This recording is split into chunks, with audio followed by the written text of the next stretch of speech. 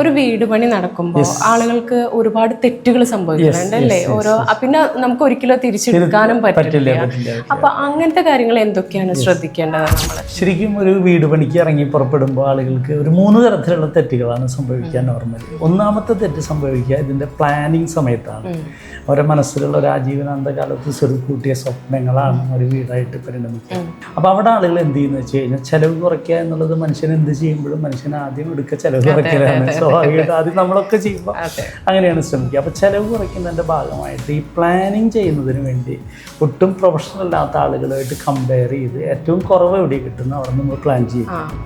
അപ്പോൾ അതിൻ്റെ ഔട്ട്പുട്ടിൽ സ്വാഭാവികമായിട്ടും വ്യത്യാസം ഉണ്ടാവും. നല്ലൊരു ആർക്കിടെക്ചർ പ്രൊഫഷണൽ ടീമിനെ കണ്ടെത്തി വേണം നമ്മുടെ മനസ്സിലുള്ള ആഗ്രഹങ്ങൾ അവരായിട്ട് ഷെയർ ചെയ്താൽ നമുക്കൊരു നല്ല പ്ലാൻ കിട്ടും, അത്യാവശ്യം ചിലവ് വരും ചെയ്യും. എന്നാൽ ഇതേ ഔട്ട്പുട്ട് നമുക്ക് പ്രൊഫഷണൽ അല്ലാത്ത ആളുകളെ സമീപിക്കുമ്പോൾ അവിടെ ചിലവ് കുറയും ചെയ്യും, നമുക്ക് കിട്ടുന്ന ഔട്ട്പുട്ട് അതുപോലെ തന്നെ ചെറുതാവും ചെയ്യും.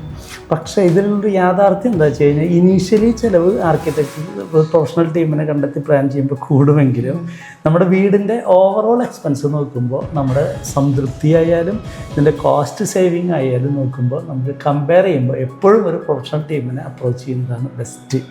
വൺ ടൈം എക്സ്പെൻസ് നോക്കി ഒരിക്കലും അത് സ്കിപ്പ് ചെയ്യാൻ ശ്രമിക്കരുത്. രണ്ടാമത്തെ തെറ്റെന്ന് പറഞ്ഞാൽ ഇതിൻ്റെ മെറ്റീരിയൽ തിരഞ്ഞെടുക്കുമ്പോൾ ഏറ്റവും ചിലവ് കുറച്ചങ്ങനെ വീട് പണിയാണെന്ന് ശ്രമിക്കുക ആൾക്കാർ ശ്രദ്ധിക്കും. അതിൻ്റെ ഭാഗമായി ഇതിൻ്റെ സ്ട്രക്ചറൽ മെറ്റീരിയൽ ആയാലും ഒക്കെ തിരഞ്ഞെടുക്കുമ്പോൾ ഏറ്റവും വില കുറവ് എവിടെയാണ് കിട്ടുക അവിടെ പോയിട്ട് മേടിക്കും.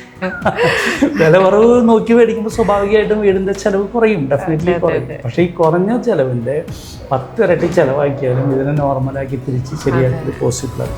അപ്പോൾ ഒരിക്കലും ഇത് സ്ട്രക്ചറൽ മെറ്റീരിയൽ എസ്പെഷ്യലി തിരഞ്ഞെടുക്കുമ്പോൾ നമ്മൾ എന്ത് ചെയ്യണം, അതിൻ്റെ ക്വാളിറ്റിക്ക് ഇമ്പോർട്ടൻസ് കൊടുത്ത് കോസ്റ്റ് ഓറിയൻറ്റഡ് ആയിട്ടുള്ള ക്വാളിറ്റി ഓറിയൻറ്റഡ് ആയിട്ട് തന്നെ നമ്മൾ മെറ്റീരിയലുകൾ തിരഞ്ഞെടുക്കണം. ആദ്യം പ്ലാനിങ്ങിൽ നമ്മൾ കോസ്റ്റ് സേവ് ചെയ്യാൻ ശ്രമിച്ചവർ, രണ്ടാമത് ഇതിൻ്റെ മെറ്റീരിയൽ തിരഞ്ഞെടുക്കുന്നതിൽ, മൂന്നാമത് ഏറ്റവും കൂലി കുറഞ്ഞ ലേബേഴ്സിനെ ഇവിടുന്ന് കിട്ടാൻ നോക്കും.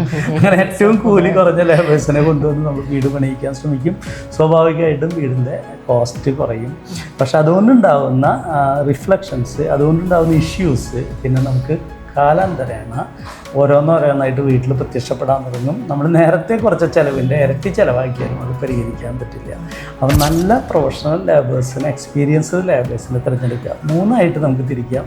നല്ലൊരു പ്രൊഫഷണൽ ആർക്കിടെക്ചർ ടീമിനെ തിരഞ്ഞെടുക്കുക, ക്വാളിറ്റി സ്ട്രക്ചറൽ മെറ്റീരിയൽ തിരഞ്ഞെടുക്കുക, നല്ല എക്സ്പീരിയൻസ്ഡ് ആയിട്ടുള്ള ലേബേഴ്സിനെ തിരഞ്ഞെടുക്കുക. നല്ലൊരു ഭംഗിയുള്ള വീട് നമുക്ക് നമ്മുടെ സ്വപ്നത്തിനനുസരിച്ചിട്ട് പണി തീർക്കാൻ സാധിക്കും.